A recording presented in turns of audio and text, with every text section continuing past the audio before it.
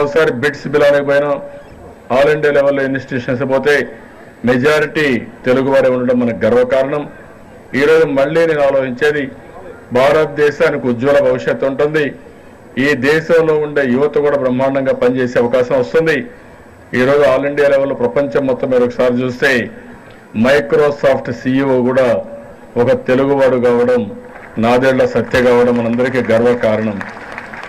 అదే మాదిరిగా మీరు ఇంకొక పక్క చూస్తే పెప్సికో కూడా చూస్తే ఒక CEOగా ఇందిరా నూయి ఉండడం.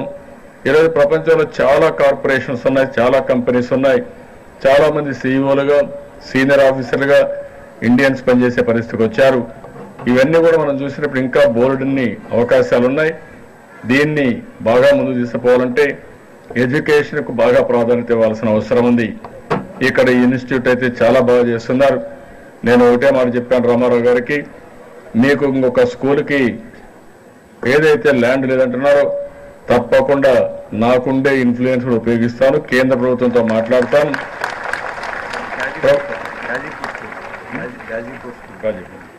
గాజీపూర్ స్కూల్కి అక్కడ మీకు ల్యాండ్ ఇప్పించడంలో నేను కూడా కృషి చేస్తాను.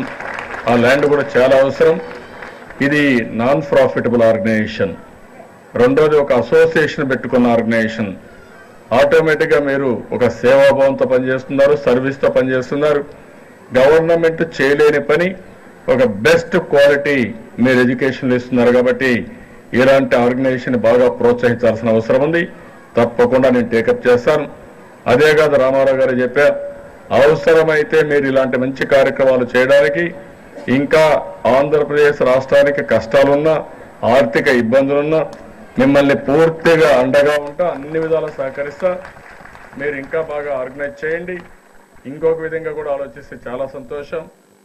ఇక్కడ రాష్ట్రం రెండుగా విడిపోయినా ఈ ఆర్గనైజేషన్ పటిష్టంగా ఉంది. చాలా తెలుగు వాళ్ళంతా ఐకమత్యంగా ఉన్నారు. అదే నేను కోరుకుంటున్నా. ఎందుకంటే ఈరోజు తెలుగుదేశం పెట్టిందే తెలుగు వారి కోసం పెట్టిన పార్టీ. ఒక యుగ పురుషుడు NTR పెట్టిన పార్టీ. భౌగోళికంగా ఆంధ్రప్రదేశ్ రెండుగా విడిపోయినా తెలుగు వాళ్ళు ఎక్కడున్నా ప్రపంచంలో కలిసి ఉండాలనేది నా ఆలోచన. దానికి అనుగుణంగా చాలా బాగున్నారు. ఒక మాటలో చెప్పాలంటే కొంతమంది వక్రీకరిస్తున్నారు, కానీ మళ్ళీ రెండు రాష్ట్రాలు కలిసే అవకాశం లేదు. రెండు రాష్ట్రాలు అభివృద్ధి చేసుకునే అవకాశాలు ఎక్కువగా ఉన్నాయి. కాబట్టి అందరం కూడా ఒక పాజిటివ్ ఆలోచనతో ముందుకు పోగలిగితే రెండు రాష్ట్రాలు బ్రహ్మాండంగా అభివృద్ధి అవుతాయి. అభివృద్ధి చేయడంలో అన్ని విధాలని ముందుకెళ్తాను. నాకు కూడా పూర్తిగా మీరు సహకరించవలసిందిగా మరొక్కసారి కోరుకుంటూ, నేను ఈరోజు ఇక్కడికి వచ్చినప్పుడు మీరు చూపించిన అభిమానానికి అందరికీ ధన్యవాదాలు. ప్రత్యేకంగా మేనేజ్మెంట్ని అభినందిస్తున్నా. మీరు ఏ ఇబ్బంది ఉన్నా నేను మీకు అండగా ఉంటాను, పూర్తిగా సహకరిస్తాను.